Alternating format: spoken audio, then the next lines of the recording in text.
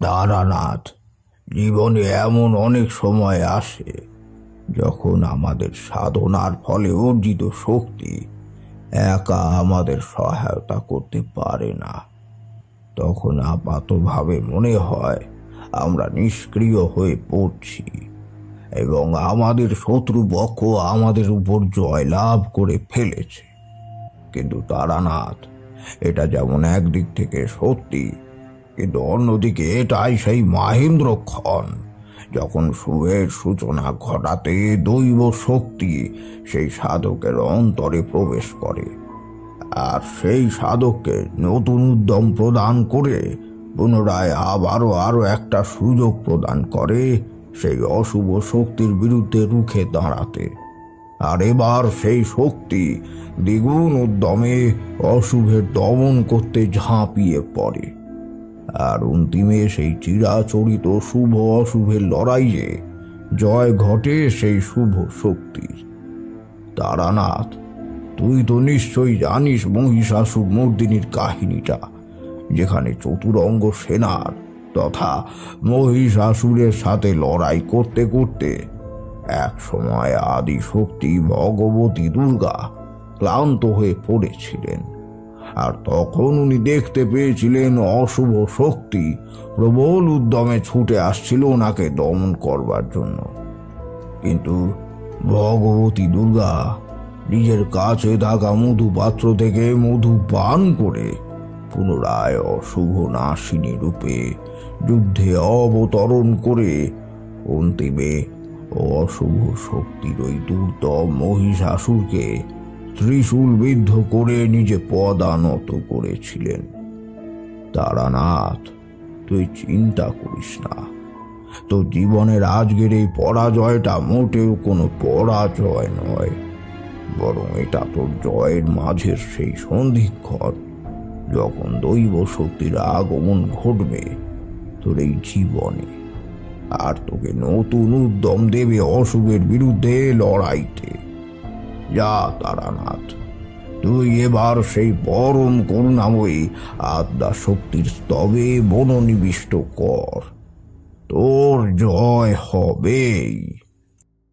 তারানাথ তান্ত্রিক এই নামটার সাথে আমরা সকলেই বেশ ভালোভাবেই পরিচিত। কলকাতার মঠলেন নিবাসী তারানাথ তান্ত্রিক বর্তমানে একজন সাধারণ জ্যোতিষী হলেও বেশ কিছু বছর আগে পর্যন্ত উনি ছিলেন একজন সুপ্রসিদ্ধ তান্ত্রিক। আর তখন গোটা বাংলার বিভিন্ন শহর এবং গ্রামগঞ্জের মানুষ এক ডাকে চিনত ঠাকুর মশাইকে, আর ঠাকুর মশাই ওনার এই গোটা জীবনটাকেই বিপদে পড়া মানুষদের ত্রাণের জন্য উৎসর্গ করেছিলেন। বিবিধ অপশক্তি, অতৃপ্ত আত্মা, কালো জাদুর বিরুদ্ধে নিরন্তর সংগ্রাম করে রক্ষা করেছিলেন আর্ত পীড়িতদের। ঠাকুরমশাইয়ের জীবনের প্রতিটা ছত্রে ছত্রে রয়েছে নানাবিধ অলৌকিক, দৈবিক এবং ভৌতিক অভিজ্ঞতা, যেগুলোকে আপাতভাবে শুনলে মনে হয় যে বাস্তবের সাথে এসবের একটারও কোনো মিল নেই। আর সেটা যে প্রথম প্রথম আমার আর আমার বাল্যবন্ধু কিশোরী সেনের মনে হয়নি তা কিন্তু নয়। কিন্তু যতদিন গড়িয়েছে আর যত আমরা ঠাকুরমশাইয়ের সঙ্গ লাভ করেছি, ততই আমাদের দুজনের মনের এই ধারণা পাল্টে গিয়েছিল। আর এখন তাই আমরা বিশ্বাস করি এই আমাদের বসবাসের স্থল পৃথিবী এতটাই বড় যে সেখানের বিভিন্ন প্রান্তে বিভিন্ন রকমের ঘটনা প্রতিনিয়তই ঘটে চলেছে। আর তাদের কতটুকুই বা আমরা খোঁজ রাখি, আর যেটা আমরা চোখে দেখতে পাচ্ছি সেটাই যে সব সময় সত্যি হবে, আমরা দৃষ্টির অগোচরের জিনিস সব মিথ্যা, এই ধারণাটাও ভুল। কারণ ঠাকুরমশাই একবার আমাদের বলেছিলেন, এই পৃথিবী নানাবিধ রহস্যকে যুগ যুগ ধরে নিজের অন্তরে চেপে রেখেছে। আমরা ক্ষুদ্রমতি জীব কতটুকুই বা জ্ঞান আমাদের, আর তাই তো আমরা দৃষ্টির অগোচরে ঘটা ঘটনাগুলোকে মনের ভুল বা মনের বিকার বলে উড়িয়ে দিই। আমরা কেবল দৃষ্টিগোচরে ঘটা ঘটনাগুলোকেই সত্যি বলে মানি। আমাদের জ্ঞান বিজ্ঞানের এই পরিসর অতীব ক্ষুদ্র, আমরা কেবল ওইটুকুতেই বিচরণ করে খুশি থাকি। আর এই পরিসরের বাইরে ঘটে চলে বিবিধ ঘটনা, যেগুলো আমাদের যুক্তিতর্কের অতীত। যতই বলি এসব মিথ্যা মনের কল্পনা, কিন্তু সেই সব কিছু সত্যি। যা চোখে দেখা যায় না তা সবসময় মিথ্যা হয় না, আর যা চোখে দেখা যায় তা সবসময় সত্যি হয় না। ঠাকুরমশাইয়ের সঙ্গ লাভ করা আর তার মুখ থেকে তার অতীত জীবনের বিবিধ রোমহর্ষক অভিজ্ঞতার কথা শুনতে শুনতে আমাদেরও এই একই বিশ্বাস মনে দৃঢ় হয়েছিল। আর তাই এখন আর ঠাকুরমশাইকে প্রশ্ন করি না। আজকের এই ঘটনার কাহিনীটা ঠাকুরমশাইয়ের জীবনের প্রায় যৌবনকালের ঘটনা, যখন তিনি উচ্চ মার্গের তান্ত্রিক হিসেবে জনমানসে খ্যাতি লাভ করতে শুরু করেছিলেন। আর এই কাহিনী ঠাকুরমশাইয়ের জীবনের এক অন্যতম ঘটনা, যে কাহিনী উনি আমাদের বারবার ভগবতী মা দুর্গার উদ্দেশ্যে বারংবার প্রণতি নিবেদন করেছিলেন, আর সেই সঙ্গে নারী শক্তির জয়গান গেয়েছিলেন। আর এই কাহিনী আমাদের মনেও জায়গা করে নিয়েছিল। আর সেই দিন আমরাও ঠাকুর মশাইয়ের সাথে ভগবতী দুর্গা আর নারী শক্তির উদ্দেশ্যে জয়ধ্বনি দিয়ে উঠেছিলাম। সময়টা শ্রাবণ মাসের এক বর্ষণ মুখর সন্ধ্যা। সকাল থেকেই সেই দিন আকাশের মুখটা গম্ভীর হয়ে আছে, আর থেকে থেকে মেঘের ডাকে আর সেই সঙ্গে এলোমেলো ঝোড়ো বাতাসের দাপট চলছিল বেশ ভালোই। সেদিন আবহাওয়া ভালো না থাকায় দপ্তরে যাইনি, আর তাই সারাদিনটা নিজের ঘরে জানলাটার পাশে বসে বাইরে বৃষ্টি ভেজা কলকাতার পথঘাট দেখছিলাম। দুপুরে গিন্নি খিচুড়ি আর ইলিশ মাছ ভাজা বানিয়েছিল, আর সেটাকে জমিয়ে খেয়ে নিজের ঘরের বিছানায় গিয়ে শুয়ে রইলাম। আর এইভাবে শুয়ে থাকতে থাকতে কখন যে দুই চোখের পাতা এক হয়ে গেল জানি না, আর আমি ঘুমিয়ে পড়লাম। আমার ঘুম যখন ভাঙল তখন আমি উঠে দেখি আমার ঘরে চেয়ারটার উপর এসে বসে আছে আমার বাল্যবন্ধু কিশোরী সেন, আর ওর পাশে দাঁড়িয়ে আছে আমার গিন্নি। গিন্নি এবার আমাকে বলল, বাবা গো, কি ঘুম তোমার! সেই কখন থেকে তোমাকে ডাকছি, তুমি না শুনেই মরার মতো ঘুমোচ্ছিলে।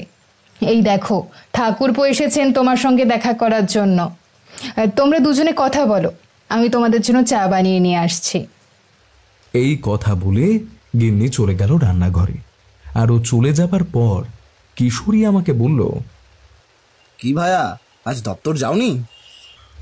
আর ভায়া, এইরকম বৃষ্টি ভেজা আবহাওয়ায় দপ্তরে যেতে ইচ্ছা করলো না, আর তাই আজকে ছুটি নিয়ে বাড়িতেই ছিলাম সারাদিন। কিন্তু এখন ভাবছি যে দপ্তর চলে গেলেই ভালো হতো, কারণ এইভাবে সারাদিন শুয়ে বসে থাকতে ভালো লাগে না। যাক, এখন তুমি চলে এসেছো, তাই এখন ভালো লাগছে। গল্প গুজব করবার একটা সাথী পেলাম। তা ভায়া, যখন ঘরে থাকতে ভালো লাগছে না আর বাইরে এরকম বৃষ্টি ভেজা শ্রাবণের সন্ধ্যা, তখন আর ঘরে কেন? চলো আমরা দুজন আমাদের সেই চিরপরিচিত ঠিকানা অর্থাৎ মঠ লেনে তারানাথ তান্ত্রিকের বাড়ি যাই, আর ওখানে গিয়ে ঠাকুরমশাইয়ের কাছ থেকে কিছু রোমাঞ্চকর গল্প শুনে আসি। ঠাকুরমশাইয়ের গল্পগুলো এরকম বৃষ্টি ভেজা আবহাওয়ায় শুনতে বেশ ভালোই লাগে। আর তাই এখানে বসে না থেকে তাড়াতাড়ি পোশাকটা পাল্টে চলো তারানাথের বাড়ি উদ্দেশ্যে বেরিয়ে পড়ি। এরপর আমি কিশোরীর কথায় সম্মতি জানিয়ে পোশাকটা পরিবর্তন করে বেরিয়ে পড়লাম ওর সাথে তারানাথের বাড়ির উদ্দেশ্যে। যথারীতি বাড়ির কাছ থেকেই মঠলেন যাবার ট্রাম পেয়ে গেলাম, আর ওই ট্রামে উঠে পড়লাম আমরা দুজন। ট্রামটা মোটামুটি ফাঁকাই ছিল, আর আমি আর কিশোরী বসেছিলাম জানলার পাশের সিটটায়। সেই খোলা জানলা দিয়ে আমরা শ্রাবণের বৃষ্টি ভেজা কলকাতার রাজপথের দৃশ্য দেখতে দেখতে এগিয়ে চললাম আমাদের গন্তব্য মঠ লেনের দিকে। যথারীতি ঘণ্টা খানেকের মধ্যেই আমাদের ট্রাম আমাদের নিয়ে এলো মঠ লেনের সামনে, আর এবার আমরা দুজন নেমে পড়লাম ট্রাম থেকে। এরপর ট্রাম চলে গেল তার পরবর্তী গন্তব্যের দিকে, আর আমরা দুজন এবার প্রবেশ করলাম মঠ লেনের সরু গলিটার মধ্যে। গলির মধ্য দিয়ে হাঁটতে হাঁটতে আমরা এসে উপস্থিত হলাম তারানাথের বাড়ির সদর দরজার সামনে। কিশোরী সদর দরজায় টোকা দিতেই সদর দরজাটা খুলে গেল, আর দরজাটা খুলে দিলেন স্বয়ং তারানাথ নিজেই। আমাদের দুজনকে দেখে একগাল হাসি দিয়ে বললেন, আরে কি সৌভাগ্য আমার! আজকে আমি তোমাদেরই কথা ভাবছিলাম যে তোমরা কতদিন আসো না আমার কাছে। হয়তো আমাকে ভুলেই গেছো, কিন্তু আমার ষষ্ঠেন্দ্রিয় আমাকে জানান দিয়েছিল আজ তোমরা আমার কাছে আসবে। আর তাই তো আমি চারিকে একটু দোকানে পাঠিয়েছি তোমাদের জন্য তেলে ভাজা আনতে। চলো, ও এসে পড়বে। চলো তোমরা ভেতরে চলো, বৈঠকখানায় গিয়ে বসি। এরপর আমি আর কিশোরী তারানাথের সাথে প্রবেশ করলাম বাড়ির ভেতরে, আর তারপর সিঁড়ি দিয়ে উঠে এসে পড়লাম দোতলার বৈঠকখানায়। তারানাথ আমাদের হাতের ইশারায় ভেতরে আসতে বললেন। এবার আমি আর কিশোরী বৈঠকখানায় প্রবেশ করে তক্তপোষের সামনে বিছানো মাদুরটার উপর গিয়ে বসলাম, আর তারানাথ গিয়ে বসলেন তক্তপোষের উপরে। এবার তারানাথ আমাদের উদ্দেশ্যে বললেন, এই বৃষ্টিমুখর শ্রাবণের সন্ধ্যায় আমার মন বলছিল তোমরা দুজন আমার কাছে আসবে, আর তা যথেষ্ট কারণও আছে। এই বৃষ্টিমুখর সন্ধ্যায় আমাদের বাঙালিদের চায়ের আসরে একটা দুটো ভূতের গল্প না হলে চলে না। আর তার উপর যদি সেটা সত্যি ঘটনা অবলম্বনে হয় তাহলে তো আর কথাই নেই। যেখানে বাচ্চা থেকে বুড়ো সর্ববয়সী শ্রোতারাই জমিয়ে বসে গল্প শুনতে থাকে। তুমি আর কিশোরী এই দুজন আমার গল্পের গুণগ্রাহী শ্রোতা, আর সেই কথা তো আমি তোমাদের আগেও বলেছিলাম। এই তোমাদের জন্যই আমি সুযোগ পেয়ে যাই নিজের অতীত জীবনের সেই সব হারিয়ে যাওয়া স্মৃতির অতল থেকে সেই সমস্ত পুরনো রোমাঞ্চকর ঘটনাগুলোকে পুনরায় উঠিয়ে আনার। আমার বলা সমস্ত গল্পই নিছক কোনো ছেলে ভুলানো গল্প নয়। সেই সবই আমার সাথে ঘটা সত্যি ঘটনা, যেগুলো তোমরা কেন কোনো সাধারণ মানুষ কখনোই নিজের যুক্তিতর্কের পরিসীমা দিয়ে ব্যাখ্যা করতে পারবে না। কারণ এগুলো সমস্তটাই অতি অলৌকিক ঘটনা। এই পৃথিবীতে এমন অনেক কিছুই ঘটে যেগুলোকে আমরা আমাদের যুক্তিতর্ক বিজ্ঞান মনস্কতা দিয়ে বিচার করতে পারি না। আর তাই অতি সহজেই আমরা বলে দিই সেই সমস্ত ঘটনা কল্পনা এগুলোর সাথে বাস্তবের কোনো মিল নেই। যেমন কিশোরীকেই দেখো, ও আমার এই গল্পগুলোকে নিছক ছেলে ভুলানো গল্প হিসেবে বিবেচনা করে, আর তাই গল্পের শেষে ওর মুখের সবসময় একটা অবিশ্বাসীয় ছাপ থাকে। আমাদের এই কথোপকথনের সময়ে 4-3 কাপ চা আর তেলে ভাজা নিয়ে বৈঠকখানায় প্রবেশ করল, আর তারপর আমাদের দুজনকে দেখে একগাল হাসি দিয়ে বলল, কাকা বাবু, আপনারা তো বেশ অনেক দিন পরেই এলেন। আজ সকাল থেকেই বাবা আপনাদের কথা খুব বলছিল, আর এখন আপনারা এসে গেছেন, তাই বাবা এখন খুব খুশি। আপনারা গল্প করুন, আমি আসছি। এই কথা বলে চারি চলে গেল। ও চলে যাবার পর তারানাথ আমাদের বললেন, নাও তোমরা আগে খেয়ে নাও, তারপর আমি আসল গল্পে প্রবেশ করছি। আমি চায়ের কাপটা হাতে তুলে নিয়ে চায়ে একটা চুমুক দিলাম, আর কিশোরী ওর সাথে আনা পাসিং শোয়ের প্যাকেটটা তারানাথের হাতে তুলে দিল। আর তারানাথ সেই প্যাকেট থেকে একটা সিগারেট বের করে সেটাকে ধরালো, আর বেশ কয়েকটা লম্বা টান দিয়ে ধোঁয়া ছাড়তে লাগলো। এরপর আমি তারানাথকে বললাম, ঠাকুরমশাই, বেশ অনেকদিন আপনার কাছ থেকে কোনো দৈব শক্তির জাগরণের কাহিনী শুনি না। আজ আমরা দুজনে আপনার কাছ থেকে কোনো দৈব শক্তির জাগরণের কাহিনী শুনতে চাই, যেটা আপনার জীবনে ঘটেছিল। আপনি আজ আমাদের ওই কাহিনীটাই বলুন, আমরা আজ সেটাই শুনব। আমার এই কথায় কিশোরীও সম্মতি জানালো, আর এবার তারানাথ ওনার হাতে ধরা পাসিং শোয়ের সিগারেটটায় একটা শেষ লম্বা টান দিয়ে ছায়দানি হিসাবে ব্যবহৃত নারকেলের মালাটায় ওই সিগারেটের অবশিষ্টাংশটা গুঁজে দিতে দিতে আমাদের উদ্দেশ্যে বললেন, দৈবী শক্তির জাগরণ আমি আমার এই দীর্ঘ তন্ত্র সাধনার জীবনে বহুবার প্রত্যক্ষ করেছিলাম। আর প্রতিবার যখন আমার জীবনে কোনো ভয়াবহ বিপদের ছায়া ঘনিয়ে এসেছিল, ঠিক ততবার কোনো না কোনোভাবে কোনো না কোনো রূপে দৈবী শক্তি আমাকে রক্ষা করেছিল। আর এইসব কাহিনী যে আমি তোমাদের আগেও বলেছিলাম তা তো ঠিকই, কিন্তু আজ আমি তোমাদের যে কাহিনী শোনাতে চলেছি সেখানে পৌরাণিক দুনিয়া আর বাস্তবের জগৎ মিলিয়ে মিশে এক হয়ে গিয়েছিল। আর যেখানে জাগরণ ঘটেছিল অশুভ শক্তির, আর সেই অশুভ শক্তির ধারক হয়েছিল এক নিম্ন শ্রেণীর তান্ত্রিক, আর তাকে দমন করতে জাগ্রত হয়েছিল দৈবী শক্তি নতুন এক রূপে। এই কাহিনী আমার জীবনের যৌবনকালে ঘটেছিল, কিন্তু অভিজ্ঞতা আজও আমার মস্তিষ্কের অন্তরালে রয়ে গেছে। এ কাহিনীর সূত্রপাত আজ থেকে প্রায় 20 বছর আগে মেদিনীপুর জেলার প্রত্যন্ত গ্রাম গড়চন্দনপুর থেকে। গড়চন্দ্রপুর জঙ্গলমহল তোষিত গ্রাম, আর এই গ্রামের পাশ দিয়েই বয়ে চলেছে কাঁসাই নদী। আর এই গ্রামে বেশ কয়েক ঘর গৃহস্থ বাস করত, আর এনাদের সকলের জীবিকা ছিল মাছ ধরা আর মাটির জিনিসপত্র বানানো। গরিবের সংসার হলেও ওনারা সকলেই সুখে শান্তিতে বাস করত। গ্রামের জমিদার শশীভূষণ রায় বাহাদুরের সুদক্ষ জমিদারিতে প্রজাদের দিন ভালোই কেটে যেত। জমিদার বাবুর কাছে তার প্রতিটা বোঝাই ছিল তার পরিবারের সদস্য, আর তাদের কষ্টে জমিদার বাবু কিছুতেই স্থির থাকতে পারতেন না। যথাসাধ্য সাহায্য করতেন তিনি। আর এছাড়াও প্রতিদিন রাতে উনি আর ওনার নায়েব শ্রীযুক্ত তপন মিশ্র দুজনে গ্রাম পরিদর্শনে বেরোতেন পায়ে হেঁটে, আর প্রতিটা বাড়ির সামনে গিয়ে গিয়ে প্রজাদের সাথে কথা বলতেন, আর এইভাবেই উনি ওনার প্রজাদের পাশে থাকতেন। জমিদার বাবু ছিলেন বিপদনিক।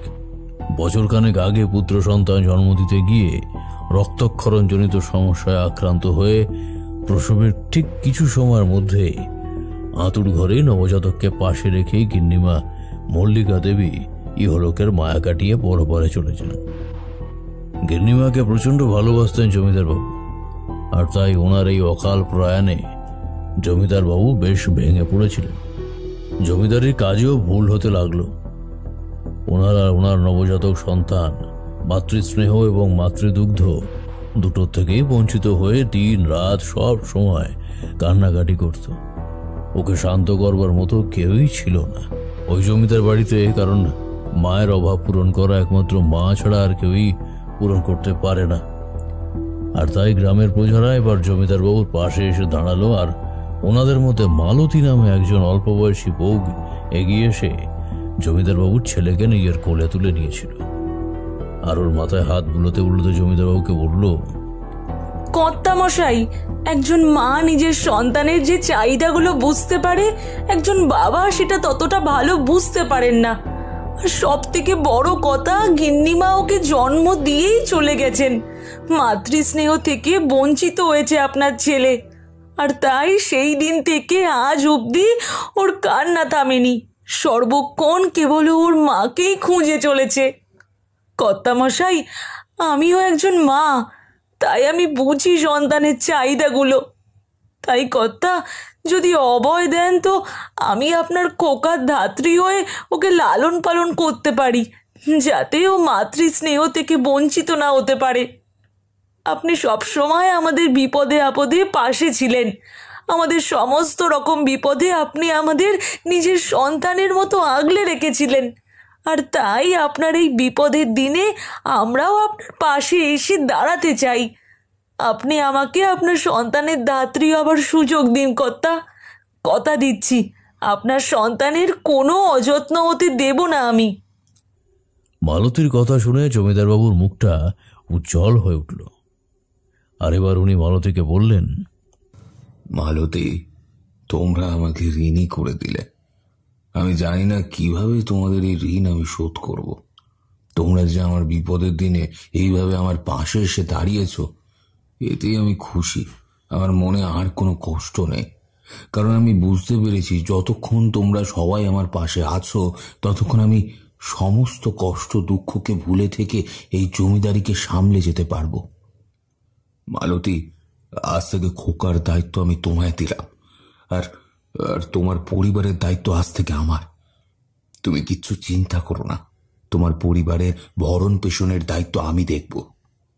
এই বলে জমিদার বাবু নিজের নবজাতক শিশুপুত্রের দায়িত্ব তুলে দিলেন মালতীর উপর, আর মালতীও খোকাকে নিজের বুকে টেনে নিল।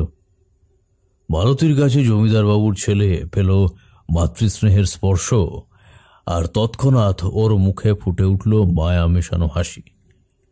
জমিদার বাবু নিশ্চিন্ত হলেন। এই ঘটনার মাসখানেক পর জমিদার বাবুর ইচ্ছায় মালতী ওই ছেলের নাম রাখল রত্নদ্বীপ। রত্নদ্বীপকে মালতী রোজ 2 বেলা ক্ষেত দেখতে আসত। আবার কখনো কখনো জমিদার বাড়িতেই মালতীকে থেকে যেতে হতো। জমিদারবাবুও বেশ নিশ্চিন্তেই নিজের জমিদারির কাজ সামলে চলছিলেন।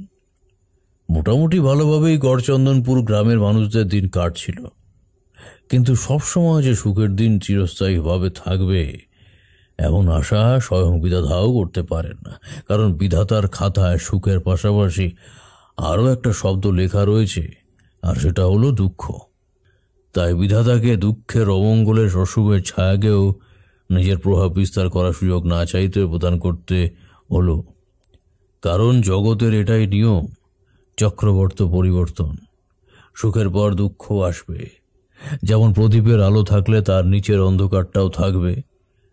তাই এবার গড়চন্দনপুর গ্রামের উপর ঘনিয়ে আসতে শুরু করলো এক অজানা অমঙ্গলের ছায়া। আর এই ছায়া গ্রামের উপর আসায় গ্রামের ভেতর শুরু হলো নানাবিধ অশুভ ঘটনা, যেগুলোর কল্পনাও কখনো কেউ করতে পারবে না। ঠিক সেই সমস্ত কিছু ঘটতে শুরু করলো। যথারীতি একদিন বিকেলের পর গ্রামের মোড়ল শশী সামন্ত মাটির প্রদীপ আর পুতুল হাটে মহাজনের কাছে বিক্রি করে যখন বাড়ি ফিরছিল কাঁসাই নদীর নির্জন পাড় ধরে, ঠিক তখন ওনার নজর গেল নদীর পাড়ের একটা নির্দিষ্ট কোণে, যেখানে জঙ্গলের দিকে শুরু হচ্ছে। ঠিক সেই দিকে অন্ধকারে কুণ্ডলী গাঢ় হয়ে এক বিকট দর্শন লম্বা কালো কুচকুচে মূর্তিকে দাঁড়িয়ে থাকতে দেখতে পেলেন, যার মাথায় ছিল ভীম দর্শন জটা, আর সেই জটার উপর শত শত ভয়াবহ বিষধর সাপের কুণ্ডলী করেছিল। অন্ধকারে পাথরের মূর্তির মতো ওই মূর্তি দাঁড়িয়েছিল নদীর পাড়ে। মুখ তার বোঝা না গেলেও দুটো বড় বড় লাল চোখ ওই অন্ধকারে ধকধক করে জ্বলছিল। মোড়লমশাই থমকে দাঁড়িয়ে পড়লেন নদীর পাড়ে, আর প্রথম কিছুক্ষণ নীরবে তাকিয়েছিলেন ওই মূর্তির দিকে। কিন্তু পর মুহূর্তেই মনে কিছুটা সাহস এনে কতটা চিৎকার করেই ওই মূর্তির উদ্দেশ্যে বললেন, কে ওখানে? এই ভর সন্ধেবেলা নির্জন নদীর পাড়ে কি করছো? মোড়লমশাইয়ের কথার কোনো উত্তর এলো না। তাই আবারও মোড়লমশাই গলা স্বর উঁচু করে বললেন, কে? কথা কানে যাচ্ছে না? কে তুমি, আর কি করছো ওখানে? এবার অপর প্রান্ত থেকে যে উত্তরটা এলো সেটা শোনার জন্য আর সেই ভয়াবহ দৃশ্য দেখবার জন্য মোটেও প্রস্তুত ছিল না মোড়লমশাই। একটা গগন বিদারী অট্ট হাসি ভেসে এলো ওই জঙ্গলের প্রান্ত থেকে। এই হাসি কোনো রক্তমাংসের মানুষের হতেই পারে না। হাসির শব্দ শুনে মোড়লমশাইয়ের মুখটা ভয়ে বিবর্ণ হয়ে গেল। আর এবার হাসি থামার পর মোড়লমশাই শুনতে পেলেন এক রহস্যময় পুরুষের অপার্থিব কণ্ঠস্বর। এই ভর সন্ধেবেলা একা একা এই পথে কেন এসেছিস? তোর কি প্রাণের মায়া নেই? মরার যদি এত শখ হয়ে থাকে তবে ওখানে দাঁড়িয়ে কেন? আয়, আমার কাছে আয়। আজ তোর রক্ত দিয়েই নিজের বহু যুগের রক্তের তৃষ্ণা নিবারণ করি। এই বলে ওই রহস্যময় ছায়ামূর্তি ঘুরে দাঁড়ালো মোড়লমশাইয়ের দিকে। ওনাদের দুজনের মাঝে ঠিক 12 হাতের ব্যবধান। মোড়লমশাই দেখলেন এবার আকাশে অষ্টমীর মরা চাঁদেরা ম্লান জ্যোৎস্না এবার ওই মূর্তির ঠিক মুখে এসে পড়েছে। আর ওই মুখ এতটাই ভয়াবহ ছিল যে ওই দৃশ্য দেখে মোড়লমশাই মুখটা যেন ভয় বিবর্ণ হয়ে গেল। উনি দেখলেন ওনার সামনে যে দাঁড়িয়ে আছে সে কোনো রক্ত মাংসের মানুষ নয়, বরং মানুষের অবয়বধারী এক পিশাচ। মোড়লমশাই দেখলেন ওই পিশাচের শরীর ঘন কালো বর্ণের, আর ওর চোখ দুটো ছিল রক্তবর্ণের, আর সেই চোখের ভেতর কোনো মনই ছিল না। আর যার জন্য মনে হচ্ছিল ওই 2 চোখে শ্মশানের চিতার গনগনে আগুন জ্বলছিল। পিশাচের মুখ দিয়ে একটা দীর্ঘ রক্তবর্ণের জিহ্বা বেরিয়ে আসছিল, আর সেই জিভ দিয়ে গড়িয়ে পড়ছিল গলিত রক্ত মাংসের ধারা। আর গোটা মুখে এবড়ো খেবড়ো ভাবের মাংস আর রক্তে লেগেছিল, আর মাথার উপর একটা বিশাল বড় জটা ছিল। হাতে ও পায়ে ছিল বড় বড় সব ধারালো নখ। এই ভয়াবহ দৃশ্য দেখে মোড়লমশাই ভয়ে 1 পা 2 পা করে পিছিয়ে যাচ্ছিল, আর ওই পিশাচ ঠিক তত দ্রুত এগিয়ে আসছিল ওনার দিকে। আর একটা সময় পর পাথরে পা হড়কে মোড়লমশাই নদীর পাড়ে পড়ে গেলেন। আর ঠিক সেই সময় ওই পিশাচ হিংস্র জানোয়ারের মতো এক প্রকার লাফ দিয়ে মোড়লমশাইয়ের বুকের ওপর চেপে বসল। আর ওই আসরিক শক্তির প্রবল চাপে মোড়ল মশাইয়ের দম বন্ধ হয়ে আসছিল, আর ওনার চোখ দুটো বিস্ফারিত হয়ে উঠতে লাগলো। আর এই দৃশ্য দেখে ওই পিশাচ একটা জ্যান্ত অট্টহাসি দিয়ে বলল, তোকে ছোটবেলায় তোর মা গল্প বলেনি যে ভর সন্ধেবেলায় একা একা নির্জন নদীর পাড়ে যেতে নেই?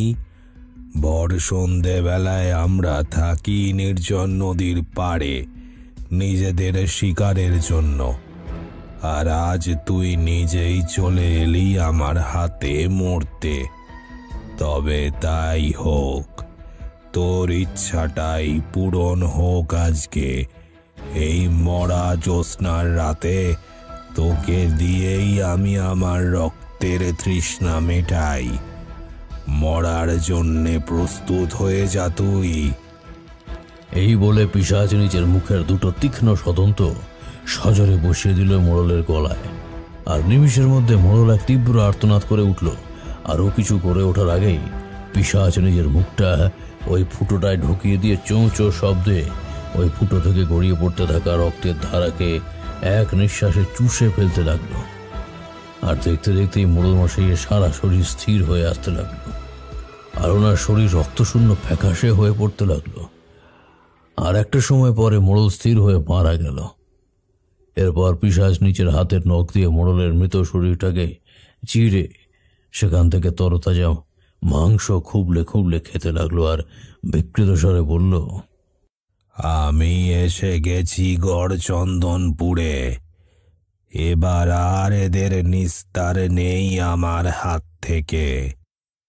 আমি বরদাচরণ ভৈরব পিশাচ সিদ্ধ অঘরী এক এক করে সব গ্রামবাসীকে নিজের শিকারে পরিণত করে এই গ্রামকে শ্মশান বানিয়ে দেব। এই স্থান হবে পিশাচদের মুক্ত বিচরণ স্থল। চারিদিকে শুধু থাকবে মৃতদেহের স্তূপ।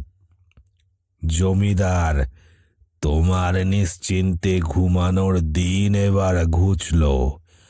আমি এবার তোমার কাছে আসছি, আর এবার শুরু হবে আমার নরমেধ যজ্ঞ। আমি পিশাচ সিদ্ধ বরদাচরণ ভৈরব, অশুভ শক্তির অধিপতি আমি। এই কথা বলে অন্ধকারে ধীরে ধীরে মিলিয়ে গেল বরদাচরণ ভৈরব নামে এক অঘরী। আর ওই নদীর পাড়ে নির্জনে পথের উপর নিথর হয়ে পড়ে রইল মোড়লের মশাইয়ের মাংস খুবলানো ফ্যাকাশে মৃতদেহটা। গড়চন্দনপুরে ঘনিয়ে এলো ঘোর বিপদের কালো ছায়া, কিন্তু তখনও গ্রামে মানুষ সহ জমিদারবাবু এ বিপদের কোনো আভাস পায়নি।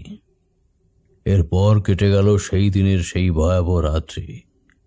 পরের দিন সকালে গ্রামের একদল জেলে যখন মাছ ধরার জন্য নদীদের দিকে আসছিল, ঠিক তখনই ওদের সবার নজর গেল নদীর পাড়ের একটা নির্দিষ্ট দিকে, যেদিকে ছিল বড় শিমুল গাছটা। আর ওই দিকে তাকিয়ে ওরা দেখল নদীর চরের মাটির উপর চিত হয়ে পড়ে রয়েছে একটা মানুষের মৃতদেহ। আর সে মৃতদেহের উপর শকুনেরা এসে খুবলে খুবলে ওই মৃতদেহ থেকে মাংস বের করে খাচ্ছিল। কৌতূহলবশত ওরা এবার ওই মৃতদেহের কাছে এগিয়ে গেল। আর ওখানে গিয়ে ওরা যে দৃশ্য দেখল তাতে ওদের সকলের মুখ ভয়ে বিবর্ণ হয়ে গেল।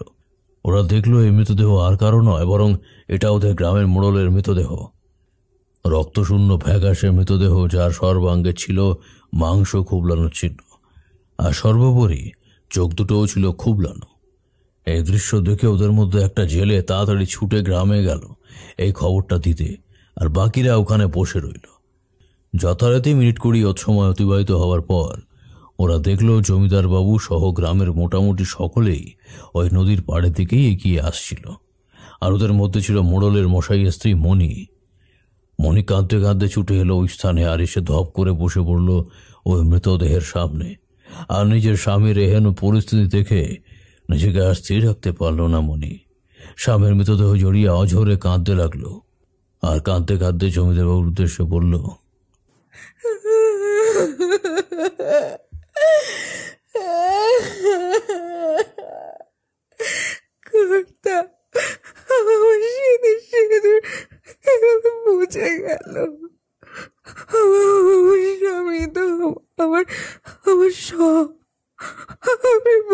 ঘরটা আমি কি নিয়ে বাঁচবো? আমাদের সব সম্ভব চলে গেল ঘরটা। আমার স্বামী তো কারোর সাথে কোনো শত্রুতা করেনি, তাহলে কেন কেন এরকম বুদ্ধির যন্ত্রণা আমাকে পেতে হলো?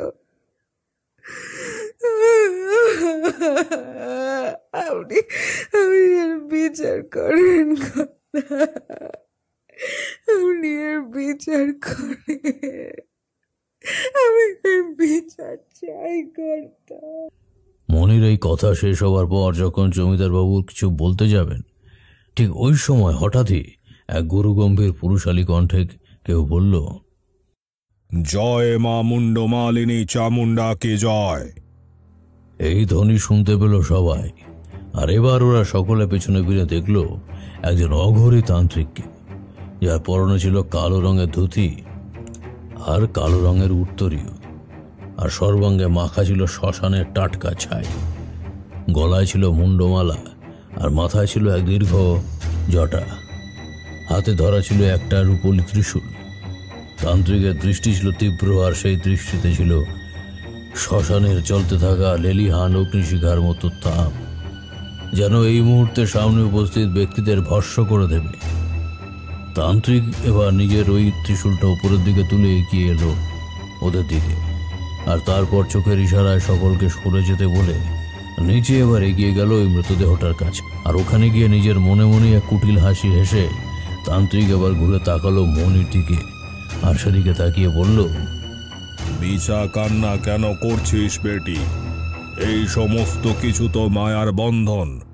যতক্ষণ তোর স্বামীর শরীরের ভেতর পরাণ রূপ পাখিটা ছিল, ততদিন পর্যন্ত তোর স্বামী ছিল, কিন্তু এখনো কেবলমাত্র একটা মৃতদেহ। আর তুই এখন যতই কান্নাকাটি কর না কেন, ও আর তোর কোনো কথাই শুনবে না। তাই এবার ওকে যেতে দে শান্তিতে পরপারে। এই বলে কামাতুর স্পর্শ দিয়ে ওই তান্ত্রিক একবার মনির মাথায় হাত বুলিয়ে দিল, আর এরপর ঘুরে দাঁড়িয়ে জমিদার বাবুকে বলল, আমি বরদাচরণ ভৈরব প্রেত সিদ্ধ অঘোরী তান্ত্রিক। আপনাদের গ্রামের উপর ঘনিয়ে এসেছে এক ঘোর বিপদের কালো ছায়া। আর এই বিপদ অজানা বিপদ। যেমন কালবৈশাখী ঝড় ওঠার আগে প্রকৃতি যেমন একদম থমথমে হয়ে যায়, চারিদিকে বিরাজ করে এক অপার্থিব নিস্তব্ধতা, ঠিক সেই রকম অবস্থা এখন আপনাদের সবার। আর এই ঘটনাটা, যেটা সত্যি মর্মান্তিক, সেটা আসলে সেই ঝড়ের আগমনের ইঙ্গিত মাত্র। আর সেটা আমি আমার সাধনার শক্তি দিয়ে আগেই বুঝতে পেরেছিলাম, কিন্তু আমার এখানে আসতে দেরি হয়ে গিয়েছিল, আর যার জন্য এই অঘটন আমি আটকাতে পারিনি। কিন্তু আর নয়, এখন আমি এসে গেছি, আর আমি আমার সর্বস্ব দিয়ে তোমাদের এই বিপদ থেকে রক্ষা করব। আর কাউকে এইভাবে মরতে হবে না, কথা দিচ্ছি আমি। অঘোরী তান্ত্রিকের এই মিথ্যা কথাগুলোকে জমিদারবাবু সহ গ্রামের সকলেই মোটামুটি সত্যি বলেই মেনে নিল। আর এবার জমিদারবাবু গ্রামের সকলের হয়ে অঘোরী তান্ত্রিককে বললেন, সন্ন্যাসী ঠাকুর, আমরা কি তাহলে এই বিপদ থেকে রক্ষা পাবো না? সমস্যা যখন আছে, তখন তার সমাধানের পথও আছে। এই পৃথিবীতে এমন কোনো সমস্যা নেই যার সমাধান নেই। এখানে সব সমস্যার সমাধান আছে, আর সেই সমাধানের পথ দুই রকমের হয়, কখনো সরল, আবার কখনো জটিল। আর এই তোমাদের এই সমস্যার সমাধানের উপায়টা অত্যন্ত জটিল, আর সেটা আমি সর্বসম্মুখে এখনই বলতে চাই না। ঠিক সময় মতো তোমরা সবাই সবটাই জানতে পারবে, কিন্তু ততদিন তোমাদের ধৈর্য ধরতে হবে।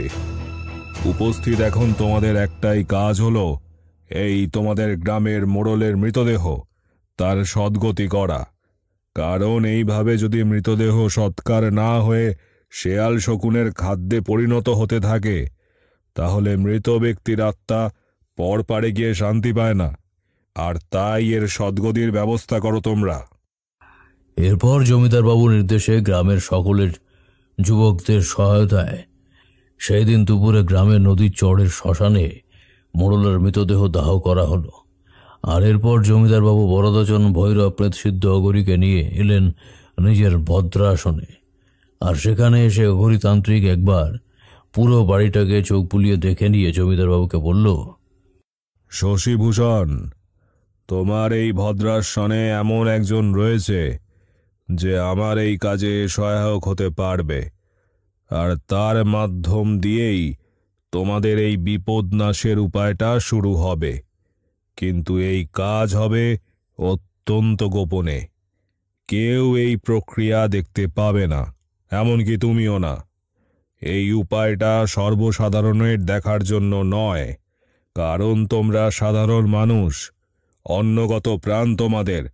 এই ভয়াবহ প্রক্রিয়া তোমাদের দুর্বল হৃদয় সহ্য করতে পারবে না। ওনাদের এই কথোপকথনের সময় জলের ঘটি হাতে মালতী এসে উপস্থিত হলো বাড়ির বাহির মহলে। জমিদার বাবু ওর দিকে তাকিয়ে ইশারায় অঘরীতান্ত্রিকের পা ধুইয়ে দিতে বললেন, আর মালতী জমিদার বাবুর নির্দেশ মতো জলের ঘটি আর গামছাটা দিয়ে এগিয়ে গেল বরদাচরণের দিকে। মালতীর পাগল করা যৌবন দেখে বরদাচরণের মনে কামনার আগুন জ্বলে উঠল। আর ঠিক সেই মুহূর্তে একটা শয়তানি বুদ্ধি খেলে গেল ওর মাথায়। মালতীকে ভোগ করার বাসনা ওর মধ্যে খেলে গেল। আর তাই এবার যখন মালতী ওর পা ধুয়ে দেবার জন্য নিচে বসতে যাবে, ঠিক তখনই বরদাচরণ হাতটা ধরে নিল।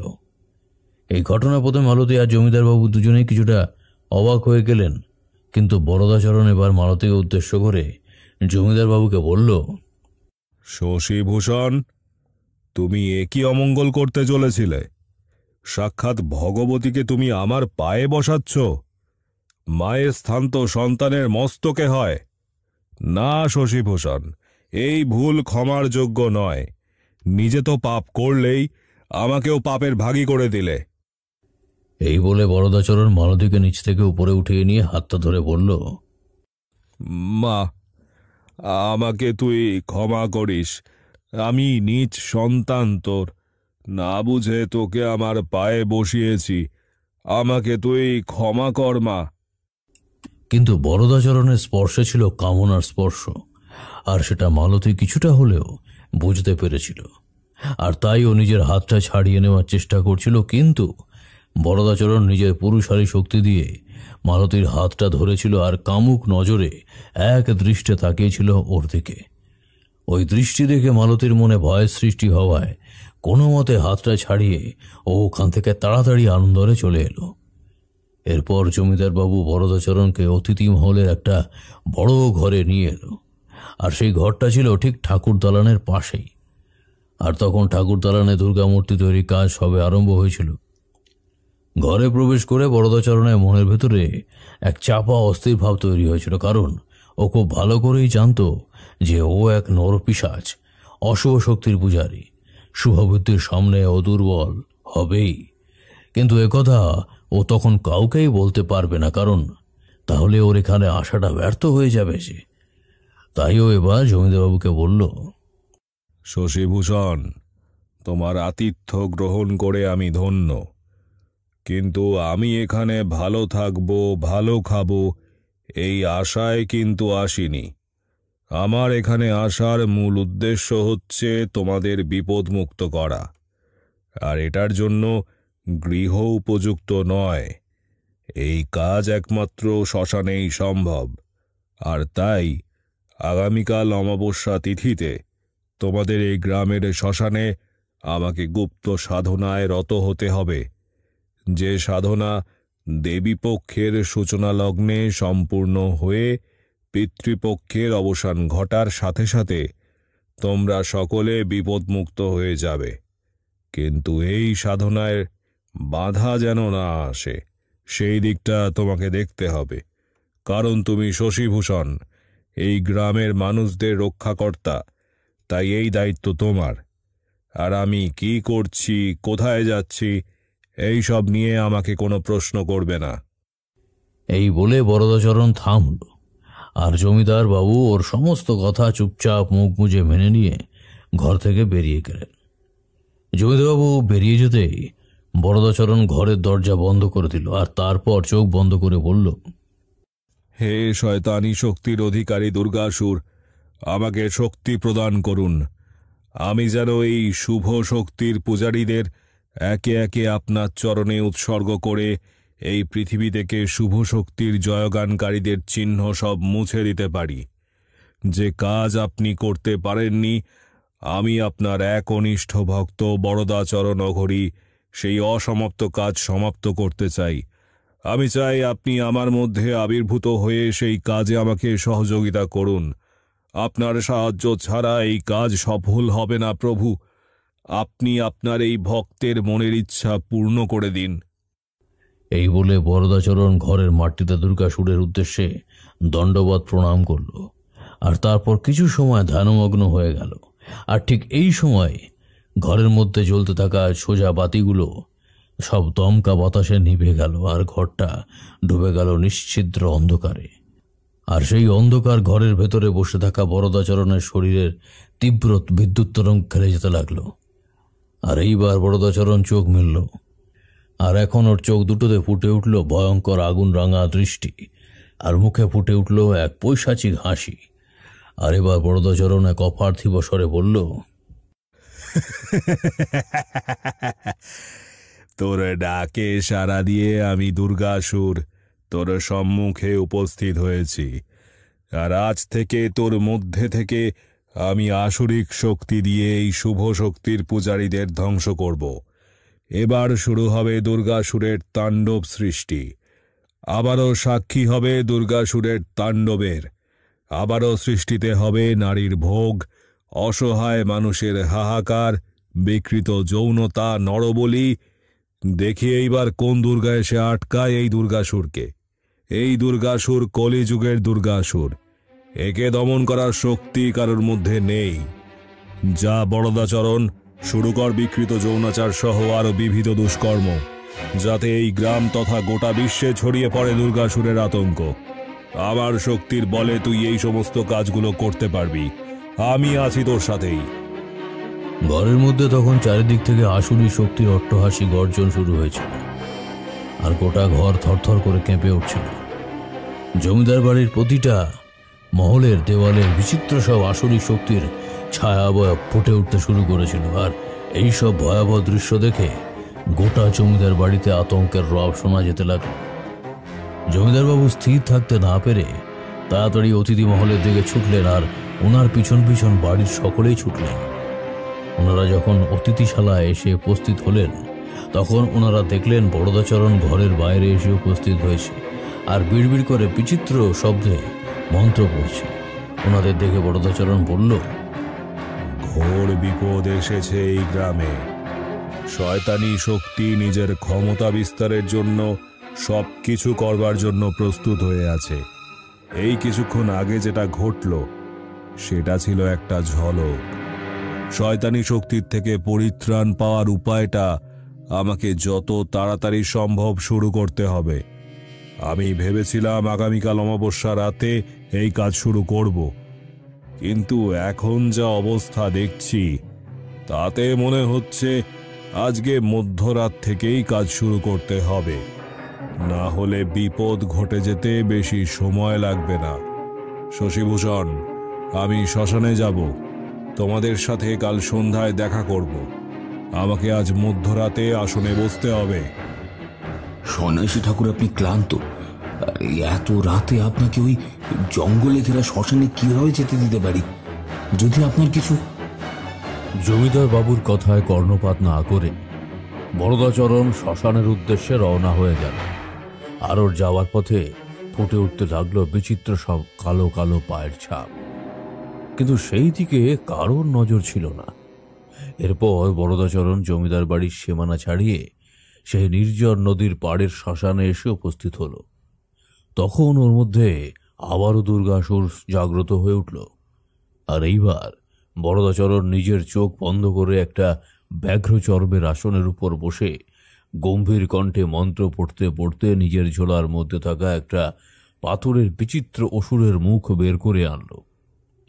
আর সেই মুখটাকে একটা প্রেত চক্রের মাঝখানে রেখে নিজের শরীর থেকে কয়েক ফোঁটা রক্ত ছিটিয়ে দিল ওই মুখটার উপর।